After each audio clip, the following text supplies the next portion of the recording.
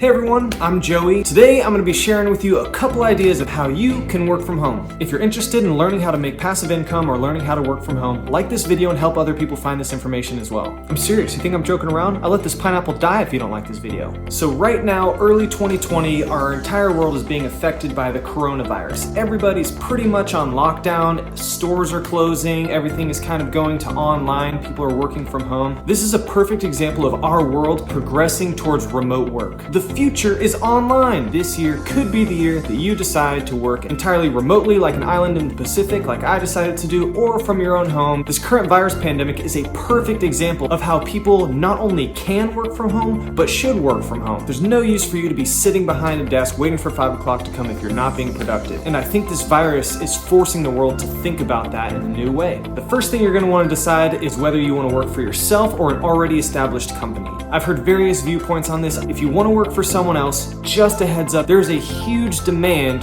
for remote work. I run a balloon decoration and entertainment company in Seattle, Atlanta, and Los Angeles, and I was thinking about hiring a virtual receptionist last year. I had to shut down my ad within 18 hours because I had 1,400 applicants. It was overwhelming. I only caution you with that because most employers are not going to want to have to feed through 1,400 applications to find you in a sea of very similar people. I'm not saying it can't be done. I'm just saying use caution and know that the time that you spend applying to a bunch of different places that may or may not even get to your application could be spent working for yourself. You're not getting paid either way to apply for all these companies or to start a company of your own, but the payout for working for yourself is you get to choose your own hours, you get to go on vacation when you want, you get to get paid how much you want depending on how much work you put into it. If you decide you want to work for someone else, there's plenty of great options. There's websites like We Work Remotely and Flex Jobs, and also a bunch of companies that I've seen advertising on my social media feed that offer a couple months abroad for working remotely. WorkingNomads.co is also another great website that you can check out for remote jobs. If you decide you want to work for yourself, first off, you have to have a business plan. If you're good at photography or music or acting, you need a business plan, and this just takes a little bit of research and finding out how you can make different streams of income using the skills that you already have and applying it in the smartest way possible. So if you're going to work for yourself, you got to have a business plan. You have to commit to learning because nobody knows how to start a business until they do it. You just walk through the steps, you ask a bunch of questions to people you don't know and you're never going to see again. I'm going to break down these remote jobs into 3 categories. Those 3 areas are computer skill specific, jobs that require a special skill, and also non-skill specific where you don't have to have certain knowledge regarding specific skills. Let's start out with that one, non-skill specific. The first one is customer support. You can work remotely for a call center for big companies with large customer bases and do that entirely remotely. The second one is blogging or vlogging. I'm going to talk about this one a little bit later on when we talk about passive income, so keep that thought. The third one is a virtual assistant. A few of the people that I talked to and interviewed were working for several other companies at the same time, which if you're a good multitasker, this could be a perfect position for you.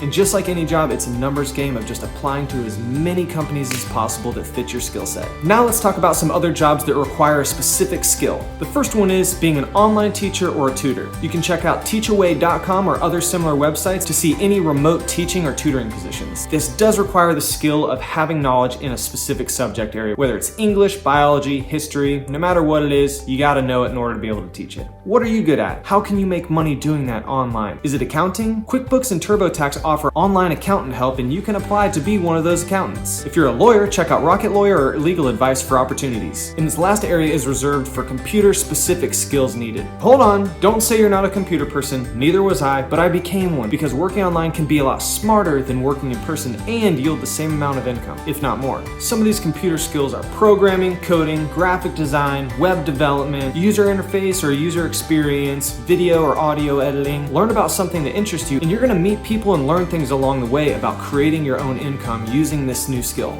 I'm not a master in any of these areas, but I know a little bit about each one and that's important. Knowing a little bit about a lot of things is a really great mindset to have because you can learn what you need to know. And finally, we come to perhaps the biggest decision that you'll have to make regarding your finances is whether you want to work for employee income or passive income. Employee income is working for somebody else, trading your time for money. Passive income is most of the time working for yourself, but to sum it up, it's working once and getting paid for it over and over. Many people who work for passive income have many very small streams of passive income, and they're constantly on the lookout for ways that they can make more of these little streams of income because at the end of the day, they did something once and they're getting paid for it again and again and again and again. When I first started my company, right after I got married, right after college, when I was completely broke, I worked for a couple months without any pay.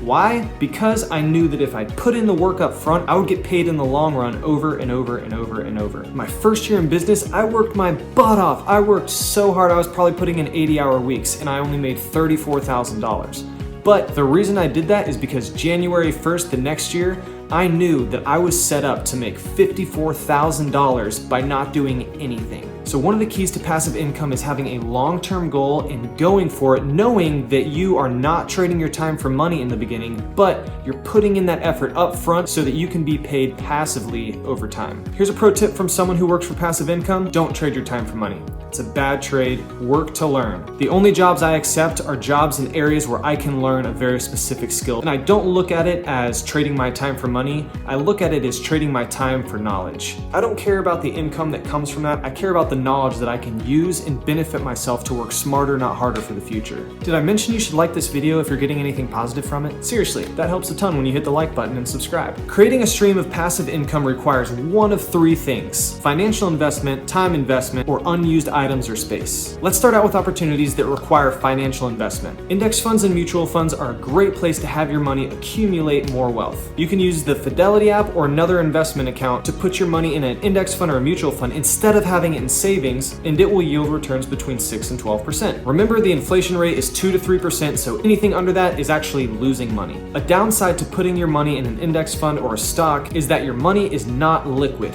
That means you can't take that money out and use it whenever you want. It's in there to accumulate wealth. It's not in there to be spent. Another downside is what we're witnessing in the world right now as I'm recording this video is the coronavirus outbreak, and the stock market has tanked. That means if you're saving all of your money in an index fund or a mutual fund, it's gonna take some time for the market to come back up so that you didn't lose money and that you're making money.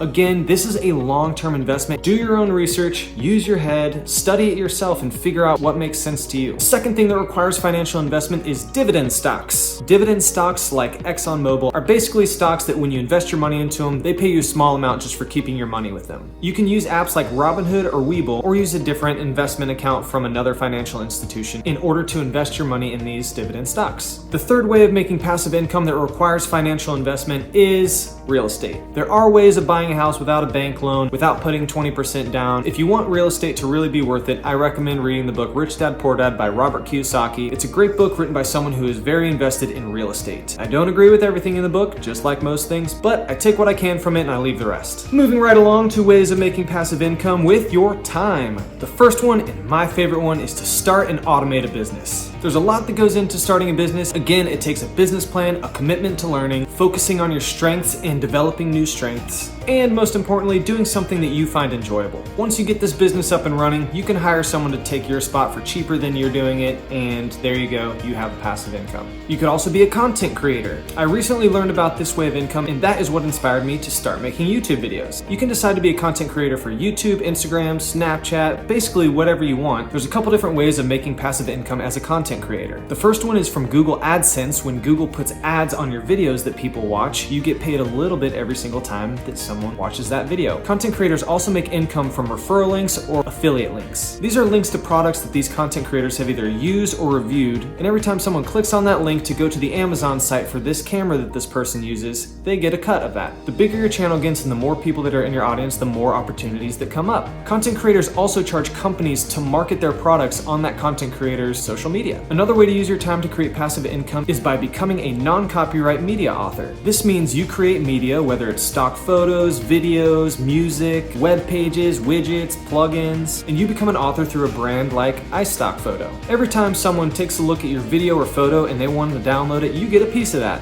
If you already have a big collection of photos, videos, or anything else, this might be a good option for you. Another option is to write a book or an ebook. You definitely have to have some knowledge in some subject area in order to write a book, but you receive royalties every time somebody buys your book or your ebook. The great thing about an ebook is you don't even have an actual product. You just sell your ebook over the internet. This eliminates the hassle of going through a publisher. Another option is to build an online course. Again, this requires a good bit of knowledge in a certain subject area that people are going to want to buy into. Consumers of social media are constantly asking content creators how they do what they do. And it doesn't have to be a content creator. You can be an accountant or a teacher or anything. If you have any knowledge in a subject area, this may be a good option for you. You will need to figure out how to market your online course or your ebook if you do decide to go this route. And if you're good at marketing, you might want to start a dropship company. Dropshipping is basically building a company that is a middleman between a product and a consumer. A lot of dropship companies are Amazon businesses that mark up products by a couple cents, not a ton at all, but just enough to earn a little bit of income every time somebody buys that. You don't have to make it, box it up, ship it out. If you have online marketing skills, this might be a good option for you. Another option is blogging. Blogging is very similar to being a content creator in the way that